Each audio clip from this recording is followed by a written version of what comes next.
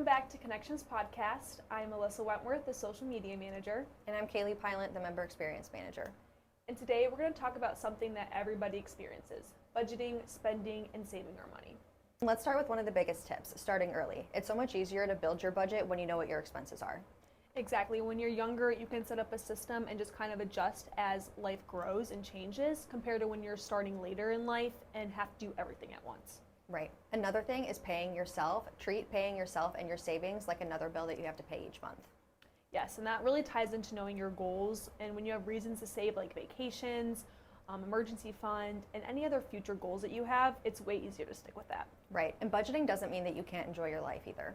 Yes, it's totally okay to make those payments and spend the money as long as it's in moderation, because overall balance is key. Right.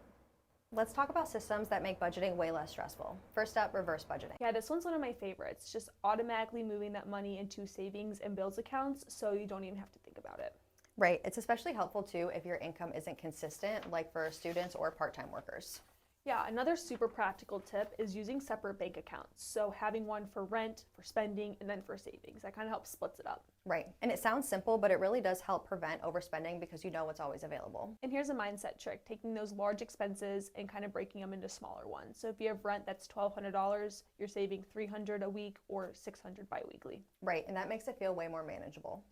Yeah. Also, trying a no spend week every month is also a great tip too. Right. Just 1 week, only essentials, no takeout, no shopping.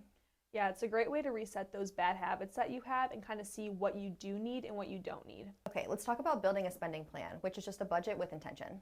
Yeah, exactly. A spending plan kind of helps you decide where your money goes before it all disappears. And step one is just knowing your income and be realistic even if it varies. Yeah, and then next you should really list out all those expenses that you have, like rent, subscriptions, or other types of bills like a phone bill, because those always come first. Right. And don't forget about your occasional expenses too, like gifts and events, because those can really sneak up on you. Yeah, and a simple way to divide all of that money is doing 60% for your spending, 30% for goals and savings, and then 10% for all those future plans you have. Right. And just remember that it's just a starting point. Not everything has to be set in stone. There's also a lot of other different types of budgeting systems. A lot of people like just using envelope methods or doing the zero-based budgeting, and then also just using the percentages, like the example I gave. Right. And the most important thing is your plan doesn't have to be perfect. Yes, mistakes will definitely happen, and the goal is not perfection, it's just consistency. Even starting small, saving $10 at a time is going to make a big difference. Yeah, for sure. I mean, at the end of the day, a spending plan just kind of helps you manage that money and see what really aligns with your lifestyle. Right. And that's what financial freedom is all about. Thank you so much for listening to today's episode. We really hope these tips help you feel more confident and comfortable of your money. And if you find this helpful, be sure to follow or subscribe so that way you don't miss the next episode. And also, don't forget to share with your friends that need some budgeting tips.